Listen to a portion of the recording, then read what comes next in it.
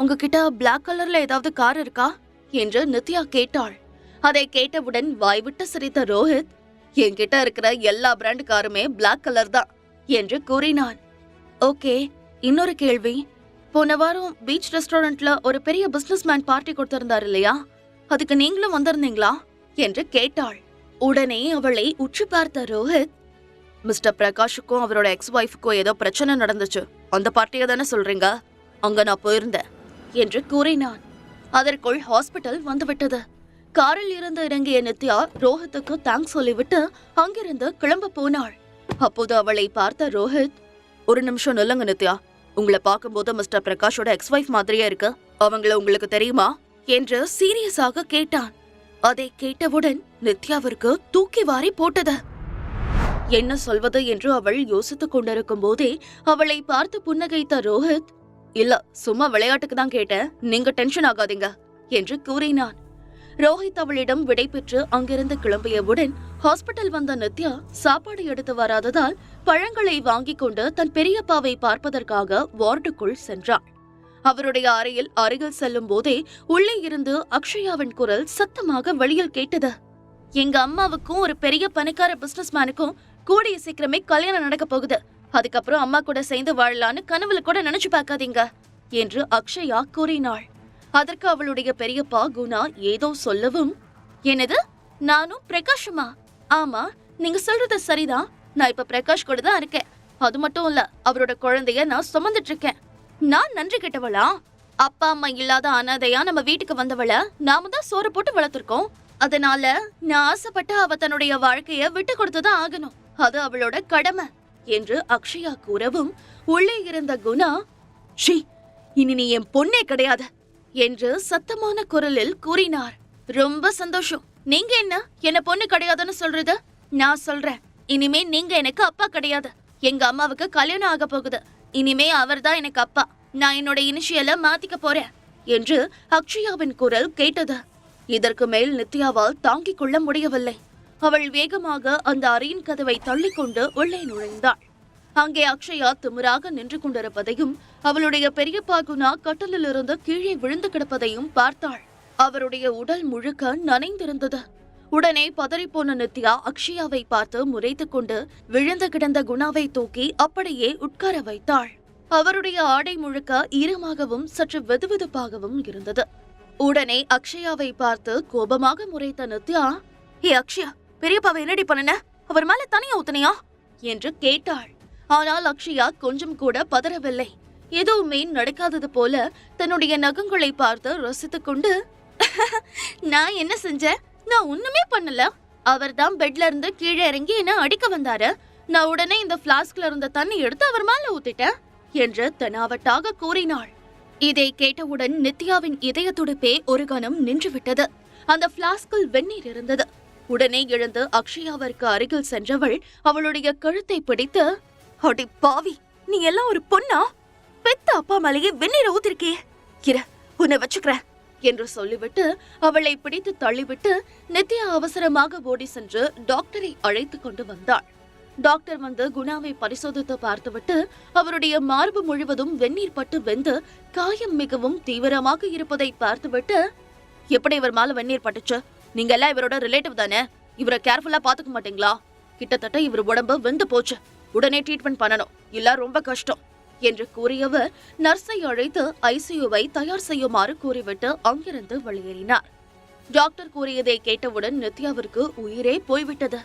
எப்படியாவது தன்னுடைய பெரியப்பாவை காப்பாற்றிவிட வேண்டும் என்று அவள் கடவுளிடம் வேண்டிக் கொண்டிருக்கும் பொழுதே, எனக்கும் இதற்கும் எந்த சம்பந்தமும் இல்லை என்பது போல ஒரு ஓரமாக கையை கட்டி நின்று கொண்டு வேடிக்கை பார்த்து கொண்டிருந்த அக்ஷயா, என்ன இந்த டாக்டர் இந்த பேச்சு பேசிட்டு போறாரு என்று தெனாவட்டாக கூறினாள்.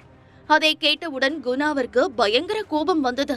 அவர் கண்கள் சிவக்க, என் குடும்பம் எந்த ஜென்மத்துல என்ன பாவம் பண்ணுச்சோ தெரியல, உன்ன மாதிரி ஒரு பொண்ணு இந்த குடும்பத்துல வந்து பிறந்திருக்க என்று கத்தினார். இதை கேட்ட அக்ஷயா கொஞ்சம் கூட அலட்டிக் கொள்ளாமல் புன்னகையுடன், அது எப்படி எனக்கு தெரியும், போய் நரகத்துல இருக்கிற உங்க அப்பா கிட்டே அதை கேளுங்க என்று கூறினாள். அடச்சி, நீ எல்லாம் ஒரு பொண்ணா, உன்னை என்ன செய்றேன் பாரு என்று அவர் கத்தவும் உடனே நித்யா விரைந்து சென்று, பெரியப்பா ப்ளீஸ் வேண்டாம், இவகிட்ட பேசாதீங்க, உங்க உடம்பு இப்ப ரொம்ப மோசமான நிலைமையில இருக்கு என்று கூறினாள். ஆனால் குணா விடவில்லை. என்னை தடுக்காத நித்யா, இன்னைக்கு என் கையாலேயே இவ்வளவு கொன்னாதான் எனக்கு நிம்மதியா இருக்கும் என்று அவர் மூச்சு வாங்க ஆவேசமாக கத்தவும் வெந்நீர் பட்டு வெந்து போயிருந்த அவருடைய மார்பில் இருந்த ரத்தம் வழிய தொடங்கியது. பெரியப்பா, பிளீஸ் கத்தாதீங்க, பேசாம படுங்க. நீங்க கத்துனா ரத்தம் இன்னும் அதிகமா வருது பாருங்க. தயவு செஞ்சு நான் சொல்றத கேளுங்க என்று அவள் சொல்லிக் கொண்டிருக்கும் பொழுது, இந்த குடும்பத்துல வந்து பிறந்ததுக்காக நான் தான் முதல்ல வைக்கப்படணும். நீங்க எனக்கு என்ன பெருசா செஞ்சு கழிச்சிட்டீங்க?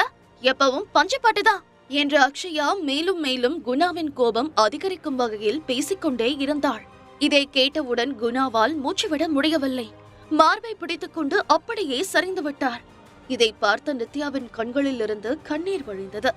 அவள் குணாவை தாங்கி பிடித்துக் கொண்டு, ஐயோ பெரியப்பா, உங்களுக்கு என்ன ஆச்சு? டாக்டர் ப்ளீஸ் ஹெல்ப் மீ என்று கத்தினாள். அதற்குள் நர்ஸ் ஸ்ட்ரக்சரை எடுத்துக்கொண்டு வர டாக்டரும் நித்யா குரல் கேட்டு ஓடி வந்தார். அவரை பரிசோதித்தவர், இங்க என்ன நடக்குது? இதோ ஹாஸ்பிட்டல்ல நினைச்சீங்களா இல்ல உங்க வீடு நினைச்சிட்டு இருக்கீங்களா? பேஷண்டோட பிபி ரொம்ப குறைஞ்சிருச்சு, அவருடைய பல்ஸ் ரேட்டும் குறைஞ்சிட்டே வருது என்று கொடுமையாக கூறியவர் நர்ஸை பார்த்து, இவர உடனே ஐசியூவுக்கு கூட்டிட்டு போங்க என்று உத்தரவிட்டார். நித்யாவும் அழுது கொண்டே நர்ஸுடன் சேர்ந்து ஸ்ட்ரக்சரை தள்ளிக்கொண்டு சென்றாள். நித்யா வெளியே நிற்க ஐசியூ அறையின் கதவு மூடப்பட்டது. நித்யா தன்னுடைய தலைமுடியை 2 கைகளாலும் பிடித்துக் கொண்டவள் என்ன செய்வது என்று தெரியாமல் அப்படியே அந்த அறையின் வாசலில் சரிந்து உட்கார்ந்து விட்டாள். உதடுகளை பற்களால் கடித்து அழுகையை கட்டுப்படுத்திக் கொள்ள முயற்சி செய்தவளுக்கு முடியாமல் மூச்சு திணறியது. கிட்டத்தட்ட 15 நாட்களாக அவர் ஹாஸ்பிட்டலில் இருந்து இப்பொழுதுதான் கொஞ்சம் குணமாகிக் கொண்டு வந்தார். இன்னும் ஓரிரு நாளில் டிஸ்சார்ஜ் செய்யலாம் என்று டாக்டர் சொல்லிக் கொண்டிருக்கும் போது அக்ஷயாவால் அவர் மீண்டும் ஐசியூவிற்கு செல்லும் நிலை ஏற்பட்டுவிட்டது. ஆனால் நித்யா, இதெல்லாம் என்னாலதான். நான் மட்டும் ராகவ் 5 லட்சம் பணம் கொடுக்கறாருன்னு அவர் கூட போகாம நேரா இங்க வந்திருந்தா பெரியப்பாவுக்கு இப்படி ஒரு நிலைமை வந்திருக்காது என்று முணுமுணுத்து தன்னுடைய கை முஷ்டியை மூடி தரையில் குத்தினாள். சிறிது நேரம் அப்படியே உட்கார்ந்திருந்தவள் விருட்டென்று எழுந்து வேகமாக குணாவின் அறைக்கு சென்றாள். அங்கே இருந்த அக்ஷயா தன்னுடைய ஹேண்ட்பேக்கை எடுத்து ஸ்டைலாக மாட்டிக்கொண்டே, என்ன நித்யா, அந்த ஆள் இருக்காரா, போய் சேர்ந்துட்டாரா என்று சிரித்துக்கொண்டே கேட்டாள். அக்ஷயாவை ஆத்திரமாக முறைத்த நித்யா படார் என்ற கதவை சாத்தி தாழ்பால் போட்டாள். இப்பொழுது அந்த அறையில் அவர்கள் இருவர் மட்டுமே இருந்தார்கள். இப்ப எதுக்கு கதவை சாத்துற? கதவை தோற, நான் வீட்டுக்கு போகணும், டைம் ஆச்சு எனக்கு என்று கூறினாள் அக்ஷயா. ஓஹோ, வீட்டுக்கு போகணுமா நீ? போயே என்று கூறியவள் கண்கள் தரித்து வெளியே விழுந்துவிடும் அளவிற்கு அக்ஷயாவை முறைத்து பார்த்தாள். அவளுடைய இந்த கோலத்தை பார்த்த அக்ஷயா ஒரு கணம் பயந்து போனாள். ஏன், உனக்கு என்ன ஆச்சு? ஏன் இப்படி பத்திரகாளி மாதிரி மறைச்சு பாக்குற? கதவு திறடி, நான் வெளியே போகணும் என்று கத்தினாள். ஆனால் நித்யா அதை காதில் வாங்கிக் கொள்ளவே இல்லை. வெறி கொண்டவள் போல சுற்றும் முற்றும் பார்த்தவள் அங்கே இருந்த ஒரு சேரை தூக்கி அக்ஷயாவின் மீது வீசினாள். சட்டென்று விலகிய அக்ஷயா, உனக்கு என்ன பைத்தியம் பிடிச்சிருக்கா? ஏன் இப்படி எல்லாம் பண்ற என்று கேட்டவள் ஒரு மூலையில் சென்று பதுங்கிக் கொண்டாள். ஆமாண்டி, எனக்கு பைத்தியம் தான் பிடிச்சிருக்க. வீட்டுக்கு போகணும்னு சொன்னல, நான் கதவை லாக் பண்ணிட்டேன். அதோ அந்த ஜன்னல் வழியா ஏறி வெளியில குதிச்சு வீட்டுக்கு போ என்று ஆவேசமாக கத்தினாள் நித்யா. அதை கேட்ட அக்ஷயாவிற்கு திக்கென்றது. அவர்கள் இப்போது 17வது மாடியில் இருக்கிறார்கள். இங்கிருந்து கீழே குதிப்பதா? இதுவரை அதிர்ந்தோ எதிர்த்தோ ஒரு வார்த்தை கூட பேசாத நித்யாவின் இந்த கோலத்தை பார்த்த அக்ஷயா திகைத்து போனாள். நித்யா, இப்ப நான் கர்ப்பமா இருக்கேன், எனக்கு ஏதாவது ஆச்சுன்னா பிரகாஷ் சும்மா விட மாட்டாரு என்று அக்ஷயா மிரட்ட, ஓ அப்படியா, சரி உடனே அவனை வர சொல்ல. என் பெரியப்பாவுக்கு மட்டும் ஏதாவது ஒன்னு ஆச்சுன்னா உன்னை நான் உயிரோடவே விட மாட்டேன் என்று கத்திக்கொண்டே அங்கிருந்த ஒரு டேபிளை தூக்கி மூளையில் நின்று கொண்டிருந்த அக்ஷயாவை நோக்கி வீசினாள் நித்யா. ஆனால் அதற்குள் சுதாரித்துக் கொண்ட அக்ஷயா குணா படுத்திருந்த கட்டலுக்கு அடியில் சென்று ஒளிந்து கொண்டாள். அந்த மேஜை சுவரில் பட்டு உடைந்து சிதறியது. அதில் ஒரு துண்டு பறந்து வந்து நித்யாவின் காலை கிழித்தது. அவள் கால்களில் இருந்து ரத்தம் வழிந்தது. ஆனாலும் அதை பற்றி கவலைப்படாமல் நித்யா கட்டலுக்கு அருகில் வந்து கீழே குனிந்து, வெளியில வாடி என்று கத்தினாள். 2 காதுகளையும் பொத்திக்கொண்டு மழையில் நனைந்த கோழி குஞ்சாய் கட்டலுக்குள் சென்று பதுங்கிய அக்ஷயா நித்யாவை பார்த்து, பைத்தியக்காரி பைத்தியக்காரி, என்னை பார்த்து உனக்கு பொறாம, அதனாலதான் நீ இப்படி எல்லாம் பண்ணிட்டு இருக்க என்று கத்தினாள். என்னது, உன்னை பார்த்த நான் பொறாம படுறேனா என்று அந்த அறையே அதிரும் வண்ணம் சிரித்த நித்யா, நீ நல்லா இருக்கணும், நீ ஆசைப்பட்டதெல்லாம் உனக்கு கிடைக்கணும், வெளிநாடு போய் நீ நல்லா படிக்கணுங்கிறதுக்காக நானும் பெரியப்பாவும் இங்க எவ்வளவு கஷ்டப்பட்டோம். ஆனா நீ கல்யாணம் ஆகாம இப்படி வயித்துல ஒரு குழந்தைய வாங்கிட்டு வந்த நம்ம குடும்பத்தையே அசிங்கப்படுத்திட்ட, அதுவும் என் புருஷன் கூட. அப்படி என்ன உன்னால உன்னை கண்ட்ரோல் பண்ணிக்க முடியாம போயிடுச்சா என்று நித்யா ஆவேசமாக கேட்கவும், இவ்வளவு நேரம் சரிக்கு சரி பேசிக் கொண்டிருந்த அக்ஷயாவால் இதற்கு உடனடியாக பதிலடி கொடுக்க முடியவில்லை. சிறிது நேரம் அமைதியாக இருந்தவள், இதுல என் மேல எந்த தப்பும் கிடையாது, பிரகாஷ் தான் என்ன கம்பல் பண்ணினாரு என்று கூறினாள். அந்த ஆளுக்கு தான் அறிவில்லைன்னா உனக்கு எங்க போச்சு புத்தி? நீ ஃபாரின் போய் படிச்சவதானே, அங்க உனக்கு இதுதான் சொல்லி கொடுத்தாங்களா என்று கேட்டவள் சாக்கடையில் ஊறிக்கொண்டிருக்கும் பன்றியை பார்ப்பது போல அருவருப்பாக அக்ஷயாவை பார்த்தாள். அக்ஷயாவை பார்க்க பார்க்க அவளுடைய வெறி அதிகமாகியது. அங்கே டிப்ஸ் போடுவதற்காக இருந்த இரும்பு கம்பியை பிடித்து அதை அப்படியே தூக்கினாள். நித்யாவை அந்த கோலத்தில் பார்க்கும்போது சிவனுடன் ருத்ர தாண்டவம் ஆடிய காளிதேவியை போலவே இருந்தாள். அவளை பார்த்து அதிர்ச்சி அடைந்த அக்ஷயா, ஏ இப்ப நீ என்ன பண்ண போற என்று நடுங்கும் குரலில் கேட்டாள். இனிமே நீ உயிரோடவே இருக்கக்கூடாதுடி என்று கூறிய நித்யா அவளை தாக்குவதற்காக தன்னுடைய 2 கைகளாலும் அந்த இரும்பு கம்பியை உயர்த்தினாள். தன்னுடைய உயிரை காப்பாற்றிக் கொள்ள நினைத்த அக்ஷயா, ஹெல்ப் ஹெல்ப், யாராவது காப்பாத்துங்க என்று சொல்லிக்கொண்டே கண்ணிமைக்கும் நேரத்தில் கட்டிலிருந்து வெளியில் வந்தவள் நித்யாவை பிடித்து தள்ளிவிட்டு கதவை நோக்கி ஓடினாள். உடனே நித்யாவும் அவளை பிடிப்பதற்காக கதவை நோக்கி ஓடவும் கதவு திறக்கவும் சரியாக இருந்தது. பிரகாஷ் அங்கு நின்று கொண்டிருந்தான்.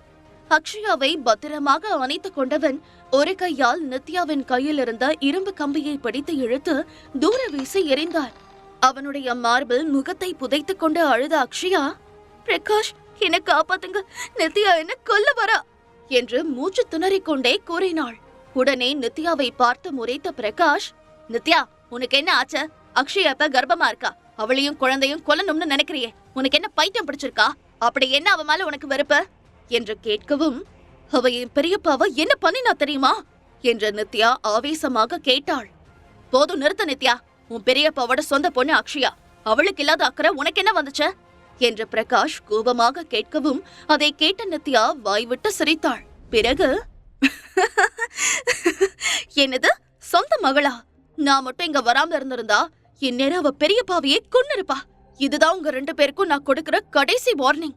இன்னொரு தடவை எங்க வழியில வந்தா அதுக்கப்புறம் நான் என்ன பண்ணுவேன்னு எனக்கே தெரியாது என்று கூறியவள் தரையில் கிடந்த அந்த இரும்பு கம்பியை எட்டி உதைத்துவிட்டு அந்த அறையில் இருந்து வெளியேறினாள். பெரியப்பாவிற்கு ஏற்பட்ட அந்த நிலைமையை நித்யாவால் தாங்கிக் கொள்ளவே முடியவில்லை. தன்னுடைய வாழ்க்கையே போனாலும் பரவாயில்லை என்று யாருமற்ற அனாதையாய் நின்ற அவளை அவர்தான் இத்தனை வருடங்களாக வளர்த்திருக்கிறார். அப்படிப்பட்ட அவர் தன்னுடைய சொந்த மகளாலேயே இப்பொழுது உயிருக்கு போராடும் நிலையில் இருப்பதை நினைத்து அவளுடைய கண்களிலிருந்து அருவி போல கண்ணீர் வழிந்தது. இல்ல, நான் அழக்கூடாது, அழுதா பலவீனம் ஆயிடுவேன். இந்த நேரத்துலதான் நான் சோர்ந்து போகாம உறுதியோட இருக்கணும். நிச்சயம் என் பெரியப்பாவை நான் காப்பாத்துவேன் என்று நினைத்தவள் ஒரு ஆழ்ந்த பெருமூச்சை வெளியேற்றிவிட்டு தன்னுடைய கைகளால் கண்ணீரை துடைத்துக் கொண்டாள். அப்பொழுது அவள் பின்னால் இருந்து, நித்யா ஒரு நிமிஷம் இல்ல என்ற குரல் கேட்டது. முழு கதையையும் கேட்டு மகிழ பாக்கெட் FM ஆப்பை டவுன்லோட் செய்யுங்கள். லிங்க் டிஸ்கிரிப்ஷனில் கொடுக்கப்பட்டுள்ளது.